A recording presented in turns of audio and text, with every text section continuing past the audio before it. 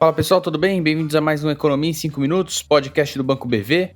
Comigo, Carlos Lopes, também com Roberto Padovani. E essa semana o tema que a gente vai tratar é a inflação. Tanto o desenvolvimento, desenrolar da inflação ao longo dos últimos meses, a situação atual e qual um pouco da perspectiva para ela, quais são os desafios de trazer a inflação para a meta, principalmente ao longo do ano que vem.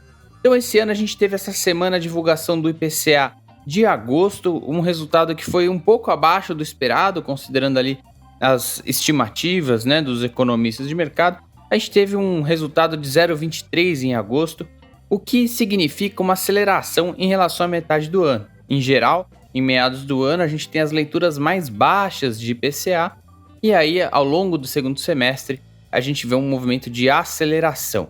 E é o que deve acontecer esse ano. Então, a gente teve um resultado de 0,23 na última divulgação, e agora a gente deve acelerar nos próximos meses. Nos próximos 4 meses, por exemplo, até o final do ano, a média do IPCA deve ficar em 0,46, ou seja, o dobro do valor de agosto. Então a gente vê uma aceleração contínua dessa inflação ao longo dessa segunda metade do ano.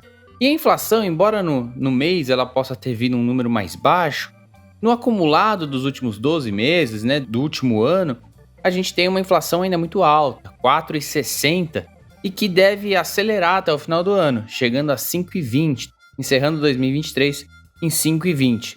O comportamento da inflação também não deve ser muito melhor, a gente vê a inflação oscilando muito próximo de 4% no que vem, que é um patamar ainda bastante alto. A inflação atual, desses 4,60, a gente tem uma contribuição muito grande dos preços administrados, aquele que o governo controla, como por exemplo o preço de gasolina, o preço de energia elétrica, e esses estão acumulando aí em 12 meses uma alta de 7,7%. Então é o principal fator por trás dessa inflação alta nesse momento. Os preços livres, um crescimento aí de 3,6%, um acumulado de 3,6% nos últimos 12 meses. A alimentação está ajudando muito, os preços de alimentos estão caindo aí nos últimos meses, no acumulado tem 1% de inflação de alimentos só, mas por outro lado a gente tem serviços com uma inflação acima de 5%, quase 5,5%, ajudando a manter a inflação elevada. Então, Padovani, conta um pouco pra gente como é que vai ser a perspectiva, qual que é a perspectiva para a inflação nos próximos meses e quais são os desafios principalmente para o ano que vem. Carlos, apesar de toda essa história que você comentou, da inflação ter caído de um patamar de 12%, chegou até alcançar 3,2%, o desafio para se alcançar a meta de inflação de 3% é elevado. Como você falou, a inflação vai se acelerar agora para 5,2%, a gente imagina que volte para 4%, mas não alcance o centro da meta, que é 3%.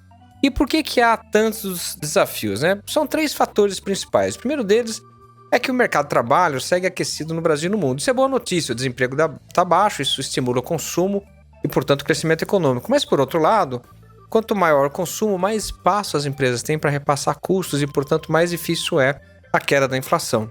Além do mercado de trabalho, o governo também vem estimulando muito a economia. Isso acaba gerando consumo, crescimento. De novo, isso é boa notícia, mas também dificulta a queda da inflação. E, ao mesmo tempo, a gente tem uma combinação de incertezas globais, com desaceleração no mundo, e a dívida aqui no Brasil subindo, a dívida pública. O resultado é menos fluxo de capital e, portanto, pressão no dólar. Pressão no dólar, mais custo para as empresas.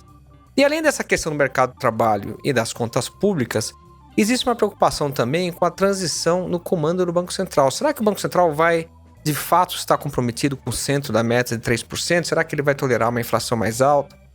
Não importa o motivo, o fato é que todo o mercado financeiro, quando olha para 2024, desconfia realmente da capacidade de se colocar a inflação na meta. Tanto que ela tem oscilado, as projeções têm oscilado na casa de 4%. Portanto, a gente tem tido muitas vitórias, a inflação vem caindo no Brasil e no mundo, de um patamar elevado, mas o que a gente tem que considerar a partir de agora é a capacidade dos bancos centrais, e aqui não é diferente, de se alcançar o centro da meta. Colocar esse IPCA em 3% não vai ser tarefa simples. Bom, essa história, nos falamos na próxima semana. Até mais!